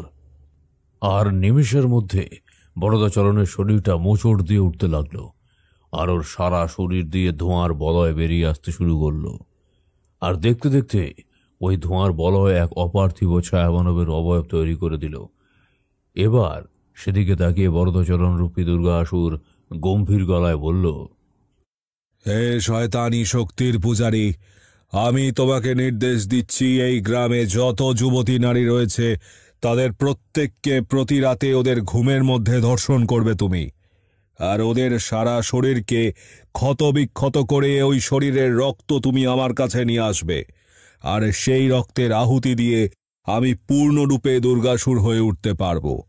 এই নারীদের জন্যই আমাকে মরতে হয়েছিল, কিন্তু আজ এই নারীরাই আমাকে আমার পূর্ণ রূপ ফিরিয়ে দেবে। তাই শয়তানের পূজারী, তুমি এবার তোমার কাজ শুরু করো, আর দেরি করো না। বরদাচরণের নির্দেশ পেয়ে ওই ছায়ামানব ধীরে ধীরে হাওয়ার উপর ভর করে চলে গেল গ্রামের দিকে। আর চলে যেতেই দুর্গাসুর রূপী বরদাচরণ অট্টহাসিতে ফেটে পড়ল। ওহ, সে কি ভয়ঙ্কর অট্টহাসি! যেন মনে হচ্ছিল নরকপুরীর শত সহস্র প্রেত শক্তি একসঙ্গে প্রলয় উল্লাসে ফেটে পড়েছে। তখন মধ্যরাত, গোটা গ্রাম তখন গভীর তন্দ্রায় মগ্ন, আর চারিদিকে বিরাজ করছে এক অপার্থিব নিস্তব্ধতা। ঠিক এই সময় বরদাচরণ প্রেরিত ওই ছায়ামানব গ্রামের শ্যামল চাষির বাড়ির সামনে এসে উপস্থিত হল। আর তারপর নিজের ক্ষমতা বলে দরজা ভেদ করে নিঃশব্দে ঘরের ভেতর প্রবেশ করে এগিয়ে গেল ভেতরের ঘরে, যেখানে শ্যামল চাষির নবযৌবনা মেয়ে রমা গভীর ঘুমে আচ্ছন্ন ছিল। সেখানে যথারীতি ভেতরে ঘরে প্রবেশ করে ওই ছায়ামানব দেখল বিছানার উপর ঘুমিয়ে আছে রমা, আর ওর রূপ যৌবন একদম ঝরে পড়ছিল। ছায়ামানব নিজেকে স্থির রাখতে পারল না, ধীরে ধীরে এগিয়ে গেল রমার দিকে, আর তারপর মনের সুখে রমাকে ভোগ করতে শুরু করলো। নিজের শরীরের উপর কোনো এক শক্ত সমর্থ পুরুষালী শরীরের স্পর্শ পেয়ে রমার ঘুমটা ভেঙে গেল। কিন্তু ও চোখ মেরে কাউকে দেখতে পেল না, কিন্তু ওর সারা শরীর অসাড় হয়ে পড়েছিল। তীব্র এক যন্ত্রণায় রমা ছটফট করতে লাগলো, কিন্তু ওর মুখ দিয়ে কোনো রকম স্বর বের হলো না। যেন কেউ কোনো মন্ত্র বলে ওর মুখের স্বর কেড়ে ওকে বোবা বানিয়ে দিয়েছে। যথারীতি ঘণ্টাখানেক ধরে ওই ছায়ামানব রমা শরীরটার উপর তাণ্ডব চালিয়ে স্থির হয়ে ওর শরীরের উপর থেকে নেমে গেল, আর রমা অত্যাচার সহ্য করতে না পেরে জ্ঞান হারিয়ে ফেলল। ছায়ামানব রমার নিথর দেহের থেকে গড়িয়ে পড়া রক্তের কিছুটা সংগ্রহ করে পুনরায় নিঃশব্দে শ্যামল চাষির ঘর থেকে বেরিয়ে গেল। এরপর ছায়ামানব ফিরে এলো বরদাচরণের কাছে, আর ওখানে এসে ছায়ামানব নিঃশব্দে ওই রক্ত ভর্তি কৌটোটা তুলে দিল বরদাচরণের হাতে। কৌটোটা হাতে নিয়ে বরদাচরণের চোখ দুটো উজ্জ্বল হয়ে উঠল, আর এবার ও ওই কৌটোটা রক্তটা ঢেলে দিল ওই প্রেত চক্রের মাঝে রাখা ওই অসুরের পাথরের মুখটায়।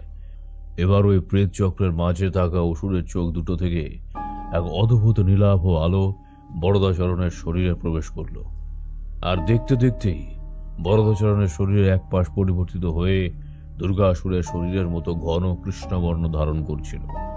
আর তখন বরদাচরণের মুখে আবারও সেই ভয়ানক হাসি ফুটে উঠল। এখানে আমি তোমাদের একটা কথা বলি, বরদাচরণের দুর্গাসুর হওয়ার এই অশুভ যজ্ঞের এক এক করে মোট 8 জন যুবতী মেয়ের ধর্ষণ হওয়া প্রয়োজন, আর এই পুরো প্রক্রিয়াটা প্রতিপক্ষের শেষ দিন মধ্যরাতের মধ্যেই সম্পন্ন করতে হবে, না হলে দেবীপক্ষের সূচনা লগ্নে ওর এই প্রক্রিয়া সম্পূর্ণ ব্যর্থ হয়ে যাবে। যাই হোক, এরপর ভোরের দিকে শ্মশান ভূমি ত্যাগ করে জমিদার বাড়িতে ফিরে এলো বরদাচরণ। বরদাচরণ যখন জমিদার বাড়িতে ফিরল, ঠিক তখনই ও দেখতে পেল জমিদার বাবুর সামনে শ্যামল চাষি ওর মেয়ে রমাকে লাঠি দিয়ে মারছে আর বলছে, বল অলক্ষী, জমিদার বাবুর সামনে বল, কাল রাতে কোন পরপুরুষ ঢুকেছিল তোর ঘরে? তোর লজ্জা করে না রে অলক্ষী, যে রাত দুপুরে নিজের বাপ মায়ের চোখকে ফাঁকি দিয়ে ঘরেতে পরপুরুষ ঢুকাস আর তার হাতে সারা রাত রাসলীলা করিস? আজকে তোর এই কাজের জন্য এই গ্রামে তো বটেই, তোর হবু শ্বশুর বাড়ির কাছেও আমাদের মাথা হেঁট হয়ে গেল। মরে যা তুই শয়তানি, তোর মতো পরপুরুষের শয্যা সঙ্গিনী মেয়ে আমাদের চাই না। এই বলে আবারও শ্যামল চাষি রমাকে ঠাস ঠাস করে চড় মারল। এই দৃশ্য দেখে জমিদার বাবু কিছু বলতে যাবে, এমন সময় শয়তান বরদাচরণ এগিয়ে গেল শ্যামল আর রমার দিকে, আর তারপর শ্যামলকে থামিয়ে এবার বলল, আহ শ্যামল, কেন বেচারিকে এইভাবে মারছো? তুমি যেটা অভিযোগ আনছো যে কোনো পরপুরুষকে তোমার মেয়ে ইচ্ছে করে রাতের বেলা ঘরে ঢুকিয়ে মিলন করেছে, এটা তো মিথ্যাও হতে পারে।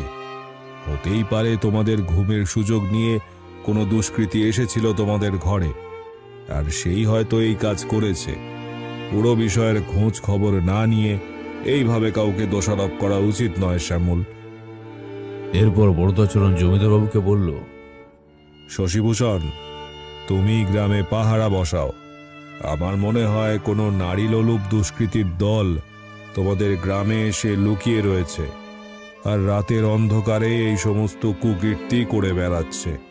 আরেকবার মালতীকে ডেকে এনে রমার সাথে কাল রাতে ঠিক কি কি হয়েছিল সেটা জানো।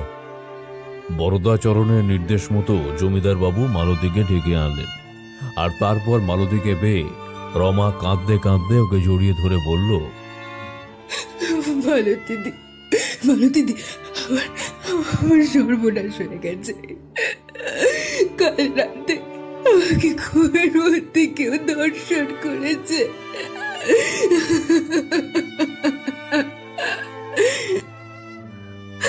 কি কি বলছিস তুই? এটা কিভাবে সম্ভব? কাল ঘুমের মধ্যে আমার মনে হচ্ছিল যে কেউ আমাকে বলাৎকার করছে, কিন্তু আমি যখন চোখ মেললাম আমি কাউকে দেখতে পাইনি। আমার সারা শরীরে অসহ্য যন্ত্রণা হচ্ছিল, আর ওই যন্ত্রণায় শরীরের বিভিন্ন স্থানে অসংখ্য ক্ষত হয়ে গিয়েছিল। ব্যাস, তারপর আর আমার কিছু মনে নেই। ও দিদি, তুমি বলো এখানে আমার দোষটা কোথায়? রমার এই কথা শুনে মালতী শ্যামলকে বলল, কাকা, এখানে রমার কোনো দোষ নেই। আর যদি সত্যি রমার দোষ থাকতো তাহলে ও আজ আমাদের সবার মাঝে উপস্থিত থাকতো না, আর নীরবে তোমার হাতে মার খেত না এইভাবে। রমার সাথে অন্যায় হয়েছে, আর এর প্রতিকার চাই আমি। কারণ আজ যেটা রমার সাথে হয়েছে এরপর সেটা অন্য কারোর সাথেও হতে পারে। মালতীর কথায় সম্মতি জানিয়ে জমিদার বাবু পাহারার ব্যবস্থা করে দিলেন। গোটা গ্রামে মোট 3 জন লেঠেল বাহিনী পাহারা দেবে পালা করে, যাতে কোনো দুষ্কৃতী নজর এড়িয়ে পালাতে না পারে। কিন্তু এইসবেও লাভ হলো না। গ্রামে প্রতি রাতেই কোনো না কোনো মেয়ে বরদাচরণ দুর্গাসুর কর্তৃক প্রেরিত ছায়াবানবের দ্বারা ধর্ষিতা হয়েই চলেছিল। আবার কখনো কখনো গ্রামের মানুষরা সেই অজ্ঞাত পরিচয়ের ভীষণ দর্শন পিশাচের হাতে পড়ে বেঘরে মারা যেতে লাগল। প্রায় প্রতিদিনই সকালে জমিদার বাবুর কাছে এই সমস্ত দুঃসংবাদ আসতে থাকে, আর জমিদার বাবুও ধীরে ধীরে বিমর্ষ হয়ে যেতে থাকেন। কিন্তু অন্যদিকে তখন বরদাচরণ দুর্গাসুরের পুরোপুরি পরিণত হতে আর মাত্র কয়েক হাত দূরে ছিল। আর কেবল 2টো ধর্ষণ, ব্যাস, তারপরে দুর্গাসুরের জাগরণ ঘটে যাবে। নিজের ধৈর্যের বাঁধ আর ধরে রাখতে পারলেন না জমিদার বাবু। তাই এবার উনি সোজাসুজি বরদাচরণের কাছে গিয়ে ওকে বললেন, কি ব্যাপার সন্ন্যাসী ঠাকুর, আপনি যে বলেছিলেন আপনি আমাদের বিপদ থেকে রক্ষা করবেন, কিন্তু দেখছি উল্টো বিপদ আরো বেড়ে গেল। চারিদিকে শুধু হাহাকার ছাড়া আর কিছু শোনা যায় না। আপনি কি হাতেও কিছু করতে পারবেন না, নাকি শুধুই আমাদের মিথ্যে আশ্বাস দিয়েছেন? এখন তো মাঝে মাঝে মনে হয় এইসব অঘরি টঘরি সব ভণ্ড ভুয়ো, এদের কোনো ক্ষমতাই আসলে নেই। আপনিও সেই দলেরই। জমিদার বাবুর মুখে এই কথা শুনে বরদাচরণ এবার যন্ত্রচালিতের মতো ঘুরে তাকালো জমিদার বাবুর দিকে। আর এখন বরদাচরণ নেই, বরং এখন জমিদার বাবুর সামনে দাঁড়িয়ে আছে স্বয়ং দুর্গা আসুর। সেই ভয়াবহ ঘোর কৃষ্ণবর্ণ শরীর, মাথায় তার দীর্ঘ জটা, কপালে রক্তচন্দনের তিলক আর গলায় মুন্ডমালা, দীর্ঘদেহী পেশিবহুল হাতে চকচক করছিল রূপলি খাড়া। দুর্গাসুরের ভয়াবহ রূপ দেখে জমিদার বাবুর মুখ ভয় ফ্যাকাশে হয়ে গেল। আর উনি নিজের চোখে বিশ্বাসও করতে পারছিলেন না যে এমনটাও হতে পারে। কিছু বুঝে ওঠার আগেই দুর্গাসুর নিজের পেশিবহুল হাত দিয়ে জমিদার বাবুর গলাটা টিপে ধরে বলল, এই জমিদার, তোর এত বড় সাহস তুই শয়তানের ঈশ্বর দুর্গাসুরের সামনে উঁচু স্বরে কথা বলিস? তুই জানিস আমি চাইলে এক্ষুনি এই মুহূর্তে তোকে শেষ করে দিতে পারি, কিন্তু না, তোকে মারলে তো আমার সমস্ত খেলাই এক মুহূর্তে শেষ হয়ে যাবে। তোকে বেঁচে থাকতে হবে, আর তোকে দেখতে হবে কিভাবে তোর চোখের সামনে আমি এক এক করে তোর সকল প্রজাকে মৃত্যুর মুখে পতিত করে দিই। আর যখন তোর সকল প্রজা শেষ হয়ে যাবে, সেই মৃতের স্তূপের উপর এক বিশেষ স্থানে আমি নিজে তোর মৃতদেহটাকে ফেলে দিয়ে আসব। জমিদার, তুই ঠিক ধরেছিস, আমি তোদের সকলের মূর্তিমান বিভীষিকা, যে এক এক করে মোট 5টি মেয়েকে ধর্ষণ করেছে।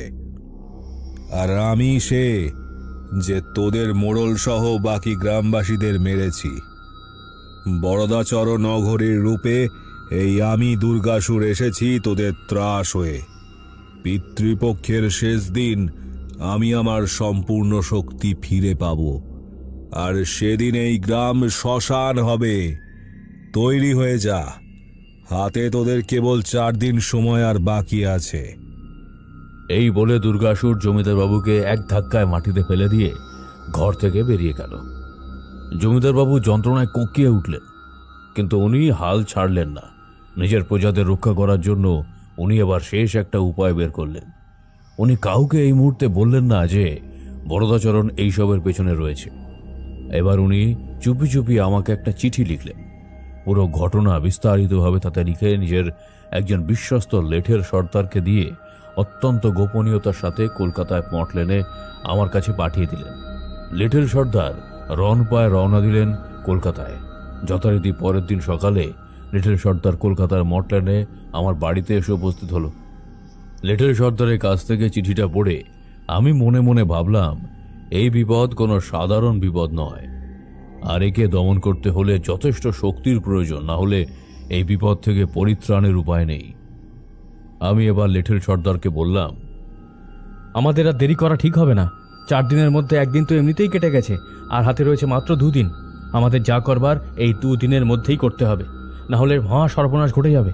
চলো রওনা হয়ে যাই। এই বলে আমি আর লেঠেল সর্দার মেদিনীপুরের পথে বেরিয়ে পড়লাম। যথারীতি হাওড়া থেকে রেলগাড়ি করে ঘণ্টাখানেকের পথ পার করে অবশেষে শেষ বিকেলের দিকে আমরা মেদিনীপুর স্টেশনে নামলাম।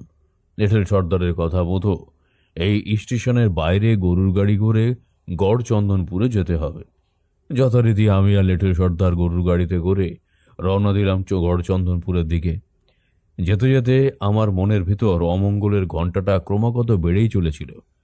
গরুর গাড়ির ছইয়ের ভেতর থেকে আমি বাইরের দিকে তাকালাম, আর বাইরে তাকিয়ে আমি দেখলাম পথের 2 পাশে বিচিত্র সব কালো কালো পায়ের ছাপ। আর সেই সঙ্গে আমি আকাশের দিকেও তাকালাম, আর সেদিকে তাকিয়ে আমি যে দৃশ্য দেখলাম তাতে আমার মতো সাহসী তান্ত্রিকের মনের ভেতরেও এক অজানা ভয় সৃষ্টি হলো। আমি দেখলাম আকাশের এক নির্দিষ্ট কোণে এক রাশ অন্ধকার জমাট বেঁধে এক আসুরিক শক্তির ভয়াবহ মুখের আকৃতি সৃষ্টি করেছে, আর সেই মুখমণ্ডলে বড় বড় লাল রঙের 2 চোখ একদৃশ্যে তাকিয়েছিল আমাদের দিকে। দুর্গাসুর, সেই পুরাণ বর্ণিত দুর্গাসুরের মুখমণ্ডল এটা। বেশিক্ষণ তাকিয়ে থাকতে পারলাম না, তাই সেদিক থেকে দৃষ্টি সরিয়ে নিলাম। এরপর লেঠেল সর্দার গরুর গাড়িকে থামিয়ে দিয়ে আমাকে বলল, ঠাকুরমশাই নেমে আসুন, আমরা এসে পড়েছি জমিদার বাড়িতে। লেঠেল সর্দারের কথা শুনে আমি নেমে এলাম গরুর গাড়ি থেকে। আমাদের নামিয়ে গরুর গাড়ি চলে গেল। লেঠেল সর্দার এবার অতি সন্তর্পণে আমাকে নিয়ে জমিদার বাড়ির পেছন মহলের বৈঠকখানায় নিয়ে এলো, যেখানে আগে থেকেই জমিদারবাবু উপস্থিত ছিলেন। আমাকে দেখে জমিদারবাবু তাড়াতাড়ি গড় হয়ে প্রণাম করে আমাকে বললেন, ঠাকুরমশাই, আপনি তো সবই শুনেছেন লেঠেল সর্দারদের কাছ থেকে। আমাদের বড় বিপদ ঠাকুরমশাই। আমি না জেনে সাক্ষাৎ মূর্তিমান শয়তানকে নিজের গৃহে আশ্রয় দিয়েছিলাম, আর আজ সেই শয়তান আমাদের সকলের বিপদের কারণ হয়ে দাঁড়িয়েছে। ওর শক্তি অসীম। আমরা কিছুতেই ওকে পরাহিত করতে পারবো না, আমরা কিছুতেই ওকে প্রতিহত করতে পারিনি। প্রায় প্রতিদিনই ধর্ষণ আর খুনের মতো খবর আসছেই আমার কাছে। প্রজাদের হাহাকারের মাত্রা বেড়েই চলেছে। ঠাকুরমশাই, অনেকটা অসহায় হয়ে আপনাকে এখানে আসতে বলেছি, কারণ এখন আপনি ছাড়া আর কেউ নেই যে আমাদের এই বিপদ থেকে রক্ষা করে। রক্ষা করুন ঠাকুরমশাই, হাতে আর মাত্র 2 দিন আছে। আমি আমার প্রজাদের রক্ষা করতে চাই, আপনি আমাদের সহায় হন ঠাকুরমশাই। জমিদার বাবুর কথা শুনে আমি ওনাকে বললাম, চিন্তা করবেন না জমিদার বাবু, রাত যতই অন্ধকার হোক না কেন, দিনের প্রকাশের সাথে সাথে সেই অন্ধকার এক মুহূর্তেই কেটে যায় আর চারিদিকে ভরে ওঠে নবীন প্রভাতের আলোয়। ঠিক তেমনি আপনাদের এই বিপদ যতই বড় হোক না কেন, এর সমাধান অবশ্যই আছে।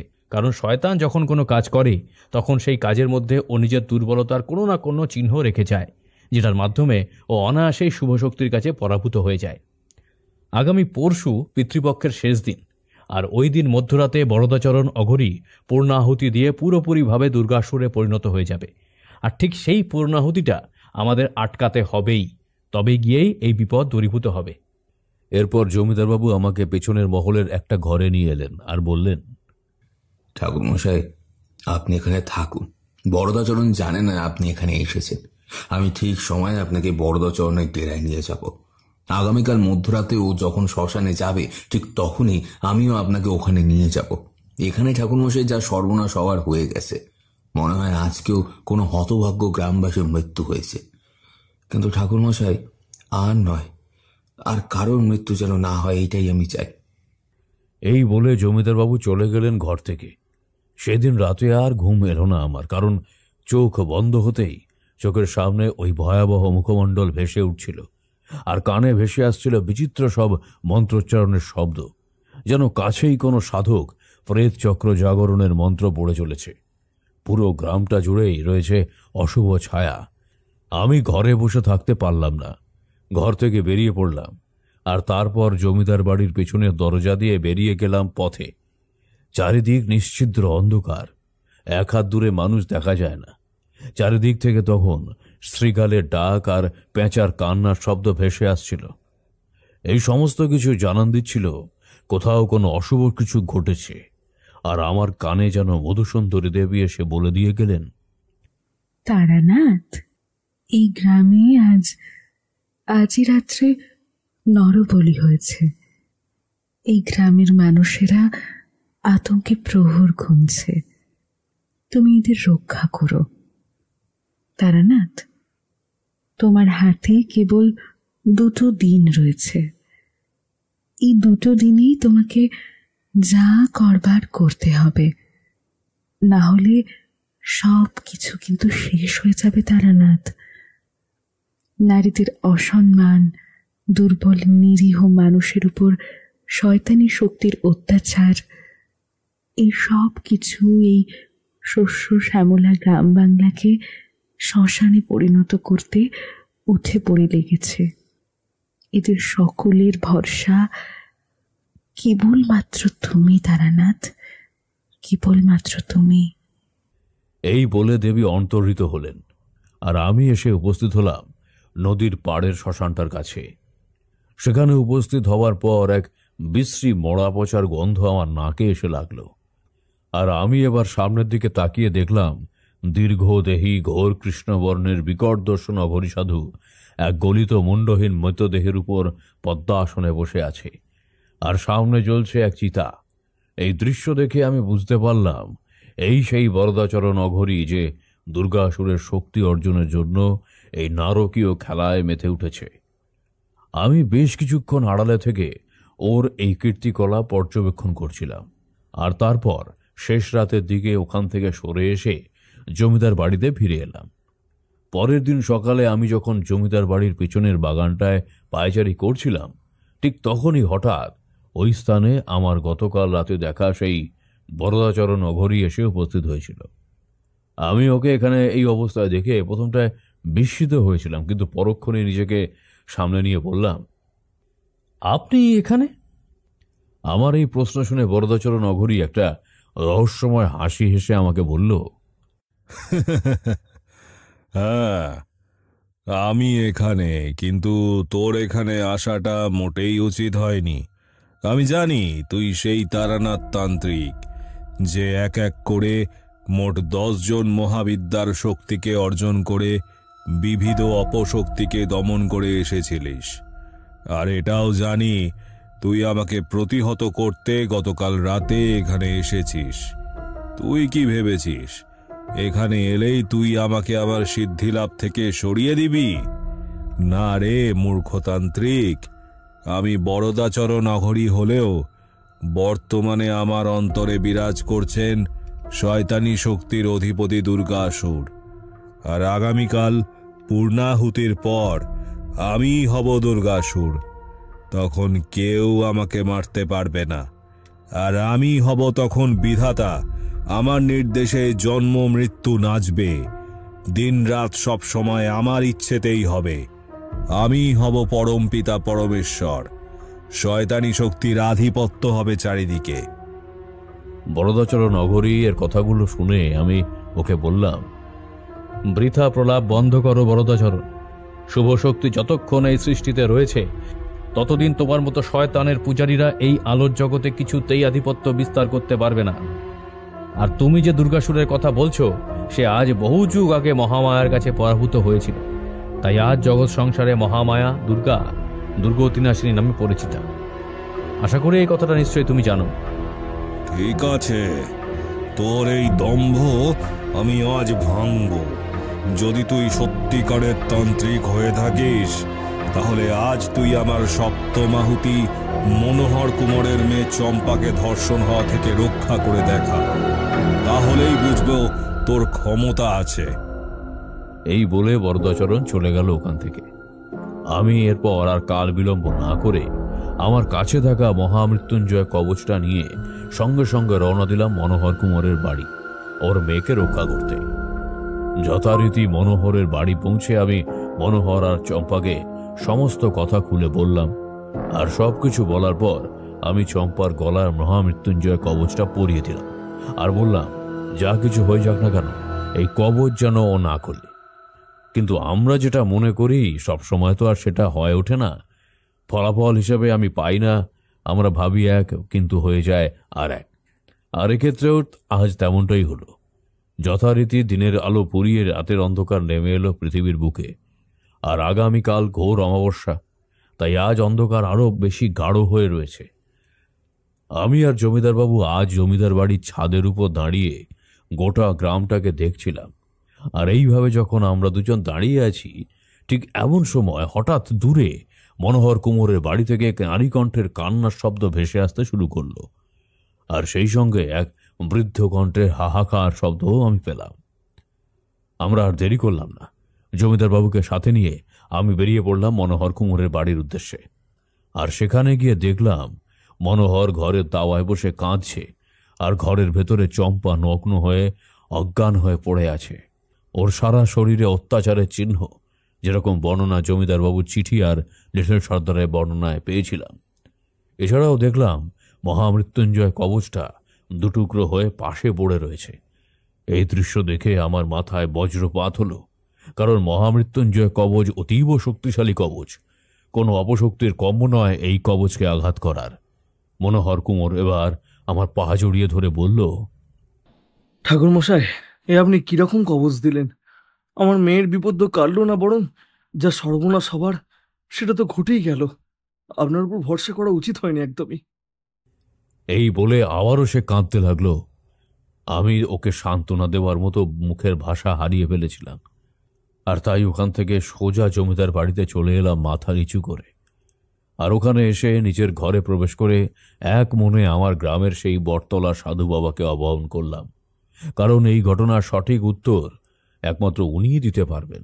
যথারীতি আমার ডাকে সাড়া দিয়ে উনি আমার কাছে এলেন। আর তারপর উনি আমাকে বললেন, তারানাথ, জীবনে এমন অনেক সময় আসে যখন আমাদের সাধনার ফলে অর্জিত শক্তি একা আমাদের সহায়তা করতে পারে না। তখন আপাতভাবে মনে হয় আমরা নিষ্ক্রিয় হয়ে পড়ছি এবং আমাদের শত্রুপক্ষ আমাদের উপর জয়লাভ করে ফেলেছে। কিন্তু তারানাথ, এটা যেমন একদিক থেকে সত্যি, কিন্তু অন্যদিকে এটাই সেই মাহেন্দ্রক্ষণ যখন শুভের সূচনা ঘটাতে দৈব শক্তি সেই সাধকের অন্তরে প্রবেশ করে, আর সেই সাধককে নতুন উদ্যম প্রদান করে পুনরায় আরো একটা সুযোগ প্রদান করে সেই অশুভ শক্তির বিরুদ্ধে রুখে দাঁড়াতে। আর এবার সেই শক্তি দ্বিগুণ উদ্যমে অশুভের দমন করতে ঝাঁপিয়ে পড়ে, আর অন্তিমে সেই চিরাচরিত শুভ অশুভের লড়াইয়ে জয় ঘটে সেই শুভ শক্তির।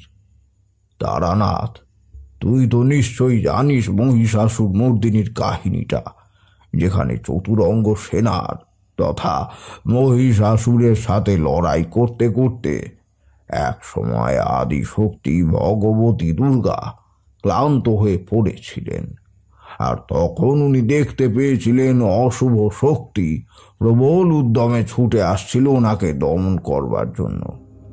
কিন্তু ভগবতী দুর্গা নিজের কাছে থাকা মধু পাত্র থেকে মধু পান করে পুনরায় অশুভ নাশিনী রূপে যুদ্ধে অবতরণ করে অন্তিমে অশুভ শক্তির ওই দুর্দম মহিষাসুরকে ত্রিশূল বিদ্ধ করে নিজে পদানত করেছিলেন।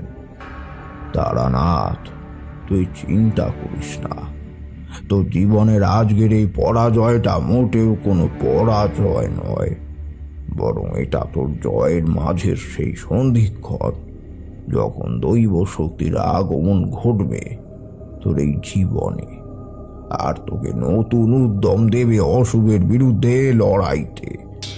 যা তারানাথ, তুই এবার সেই পরম করুণাময়ী আদ্যা শক্তির স্তবে বননিবিষ্ট কর, তোর জয় হবেই।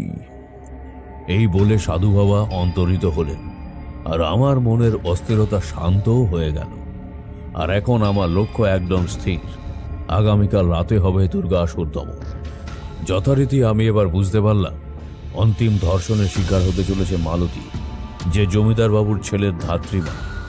আমি যদি ওকে রক্ষা করতে পারি তাহলে বরদাচরণ অঘরী আর দুর্গাসুর হতে পারবে না। যথারীতি জমিদার বাবু এলে আমি জমিদার বাবু আর মালতী দুজনকে আগামীকাল রাতের ব্যাপারটা বললাম। আগামীকাল রাতে বরদাচরণ অঘরী মালতীকে ধর্ষণের জন্য ছায়ামানবকে পাঠাবে, কিন্তু কাল রাতে আমরা সকলে অর্থাৎ আপনি, মালতী আর বাকি মেয়েরা যারা ধর্ষিতা হয়েছিল তারা প্রত্যেকে দুর্গা মণ্ডপে উপস্থিত থাকবেন। আমার মন বলছে আগামীকাল রাতে বরদাচরণ নিজের অন্তিম আহুতির জন্য নিজে আসবে, এখানে ছায়ামানবকে ও নিজের সাথেই নিয়ে আসবে, কারণ ক্ষমতা প্রাপ্তির লোভ ওকে এখন পাগল করে তুলবে। তাই ও এখন ভুল করবে, ওর কাল প্রধান ভুলটা হবে প্রেতচক্র ছেড়ে ছায়ামানবকে সাথে নিয়ে দুর্গা মণ্ডপে পা রাখা। আর দুর্গা মণ্ডপে যখন কোনো অশুভ শক্তি পা রাখে তখন তার শক্তি অর্ধেক হয়ে যায়, আর তখন তাকে দমন করা সহজ হয়। আমাদের এটাকেই কাজে লাগাতে হবে। আমার কথায় ওনারা রাজি হয়ে গেলেন, আর এবার আমি আগামীকাল রাতের জন্য অপেক্ষা করতে লাগলাম। যথারীতি সেদিনের রাত কেটে সকাল হলো। আমার কথা মতো মালতী নির্যাতিতাদের বাড়িতে গিয়ে ওদের আমার পরিকল্পনার কথা জানিয়ে দিয়ে এলো, আর আমিও আজকে রাতের জন্য নিজেকে প্রস্তুত করতে শুরু করলাম। কারণ আজ রাত পোহালেই পরের দিন মহালয়া, পিতৃপক্ষের অবসান আর দেবী পক্ষের সূচনা। অশুভের উপর শুভের জয়ের এই মহামাহেন্দ্রক্ষণ। আমি যখন নিজেকে প্রস্তুত করছিলাম ঠিক তখনই আবার বরদাচরণ অঘরী আমার কাছে এলো, আর এসে বলল, কি তান্ত্রিক, পারলি না তো সর্বনাশটা আটকাতে? আমি তো জানতাম এই কাজ তোর দ্বারা হবে না। সামান্য কিছু সিদ্ধাই নিয়ে তুই বরদাচরণ অঘরী আর দুর্গাসুরের মোকাবিলা করবি। সত্যি তান্ত্রিক, তুই নিতান্তই শিশু, তোকে দেখে আমার করুণা হয় রে। না বরদাচরণ, তুমি এখনো শুভশক্তির জোর দেখোনি। শুভশক্তির সব থেকে বড় গুণ কি জানো? শুভশক্তি কমজোরি হতে পারে কিন্তু হেরে যেতে শেখেনি। সে বারবার উঠে দাঁড়ানোর মতো ক্ষমতা রাখে। আর তোমাদের মতো অশুভ শক্তি সে তো রাতের অন্ধকারের মতো, এই আছে আবার এই নেই। কিন্তু শুভশক্তি হলো চন্দ্র ও সূর্যের মতো, যার উপর কিছুক্ষণের জন্য গ্রহণ লাগলেও সেই গ্রহণ কেটে যায় এবং সে বেরিয়ে আসার ক্ষমতা রাখে শুভশক্তি। তাই আজ শুভ শক্তি জিতবে আর তুমি হারবে শয়তান অঘরী। এই বলে আমি ঘর থেকে বেরিয়ে গেলাম। শয়তান অঘরীর মুখে তখন রাগের আগুন টকবক করে ফুটতে লাগলো। এরপর বিকেল গড়িয়ে সন্ধ্যা নামলো, আর দেখতে দেখতে নির্যাতিতা ওই 7 জন মেয়ে একে একে জমিদার বাড়ির ঠাকুর দালানে নবনির্মিত দুর্গা প্রতিমার কাছে আসতে শুরু করলো। ওদের মধ্যে মালতীও উপস্থিত ছিল, আর মালতী সহ বাকি মহিলাদের আমি বললাম, তোমরা সকলে এক এক করে এই দুর্গা মূর্তির পেছনে আশ্রয় নাও। আজকে শুভ অশুভের এই লড়াইয়ে তোমাদের মধ্যে ভূমিকা পালন করতে হবে নিজেদের ভেতরে নারী শক্তির। সেই দশভুজা দুর্গাকে তোমাদের সকলকে জাগ্রত করতে হবে। তোমরা সকলেই আজকে দুর্গা, আর এই দুর্গা অসুর দলনী শুভ শক্তিকে মূর্তিমান প্রতীক এই শয়তান বরদাচরণের পাপের শাস্তি আজও পাবেই। যাও, মায়ের পেছনে তোমরা আশ্রয় নাও, সঠিক সময়ে তোমাদের আগমন ঘটবে এখানে। আমার কথা মতো ওই 8 জন যুবতী মেয়ে আশ্রয় নিল দুর্গা মূর্তির পেছনে। এরপর আমি দেখতে পেলাম প্রায় শূন্যের উপর ভর দিয়ে বরদাচরণ অঘরী আর ওই ছায়ামানব এগিয়ে আসছে দুর্গা মণ্ডপের দিকে। আমি ওদিকে তাকিয়ে জমিদার বাবুকে বললাম, জমিদার বাবু, বরদাচরণ আসছে। আপনি এবার দুর্গা মণ্ডপের পেছনে সিঁড়ি দিয়ে উপরের বারান্দাটায় চলে যান, ওখান থেকে পুরো ঘটনাটা দেখুন। আমার কথা শুনে জমিদার বাবু চলে গেলেন। এরপর বরদাচরণ এক লাফে বাগান টপকে এসে উপস্থিত হলো দুর্গা দালানের উপর, ঠিক আমার মুখোমুখি। এবার ও বলল, মালতী, বেরিয়ে আয়, যেখানেই লুকিয়ে থাকিস না কেন। তোর উপর আমার প্রথম দিন থেকেই নজর ছিল, আর আজ তোকেই ভোগ করে তোর রক্ত দিয়ে পূর্ণাহুতি দিলেই আমি পুরোপুরি দুর্গাসুর হয়ে যাব, আর আমার সিদ্ধি লাভ হয়ে যাবে। তাই আর দেরি করিস না, বেরিয়ে আয় তুই। আমি জানি তারানাথ তান্ত্রিক তোকে লুকিয়ে রেখেছে। এই তারানাথ, বল তুই মালতীকে কোথায় লুকিয়ে রেখেছিস? তুই যদি না বলিস তাহলে আজ তোকে আমি জ্যান্ত চিবিয়ে খাবো। তাই বলছি, যদি বাঁচতে চাস তাহলে ভালোই ভালোই বলে দে, নহলে আজ তোর একদিন কি আমার একদিন। এই বলে বরদাচরণ একটা চাবুক দিয়ে সপাটে আমার উপর প্রহার করল। আমার ব্যথা হলো, কিন্তু আমি ওকে বললাম, তোমার যা ইচ্ছা তুমি তাই করো, কিন্তু আমি কিছুতেই বলবো না মালতী কোথায় আছে। এরপর বরদাচরণ পাগলের মতো আমাকে প্রহার করে চলল, আর একটা সময় পর আমি গড়াতে গড়াতে সোজা দুর্গা মূর্তির পায়ের সামনে গিয়ে পড়লাম। এবার যখন বরদাচরণ চাবুক দিয়ে মারতে যাবে, আর ঠিক সেই সময় কোথা থেকে কড়কড় শব্দে বাজ পড়ল, আর সঙ্গে সঙ্গে অসংখ্য শঙ্খ আর ঘণ্টা বেজে উঠল, যাদের শব্দে বরদাচরণের কানে তালা ধরে গেল, আর ওর হাত থেকে চাবুক খসে পড়ল। এবারও চিৎকার করে বলল, কে এখানে আছো? সাহস থাকে তো সামনে এসো, আমি দুর্গাসুর বরদাচরণ অঘরী। এরপর বরদাচরণ শুনতে পেল অসংখ্য নারী কণ্ঠের হাসির শব্দ, আর সেই হাসি থামতেও দেখতে পেল এক এক করে সেই সব নির্যাতিতা মেয়েরা হাতে ত্রিশূল নিয়ে দুর্গা মূর্তির পিছন থেকে বেরিয়ে এসে দুর্গা মূর্তির সামনে এসে দাঁড়িয়েছে। আর ওদের সকলের মাঝে ত্রিশূল হাতে এসেছে মালতী। মালতী এবার রূঢ় কণ্ঠে বরদাচরণ অঘরীকে বলল, কি রে শয়তান অঘরী, এখন চুপ কেন? এই তো কিছুক্ষণ আগে আমাকে ডাকছিলিস। তুই এখানে আমাকে ভোগ করতে এসেছিলি না রে শয়তান?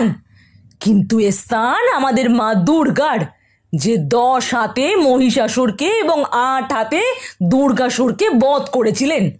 আর তুই ভাবলি কি করে যে তুই একের পর এক মেয়ের সর্বনাশ করে যাবি আর তোর কোনো শাস্তি হবে না, বিচার হবে না? ভণ্ডতান্ত্রিক, মানুষের সরল মনের বিশ্বাসকে নিয়ে তুই ছিনিমিনি খেলেছিলি, আর তাই আজ আমরা নারী শক্তিরা তোকে শাস্তি দিতে এসেছি।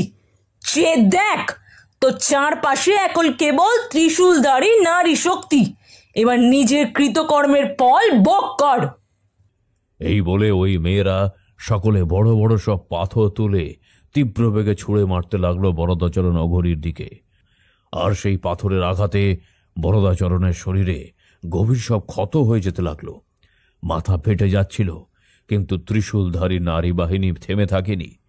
কিন্তু এইভাবে যখন নিজের পরাজয় সুনিশ্চিত, তখন বরদাচরণ দুর্গাসুরের শক্তিকে আহ্বান করল, আর নিজে এবার সেই ভয়াবহ রূপ ধারণ করল।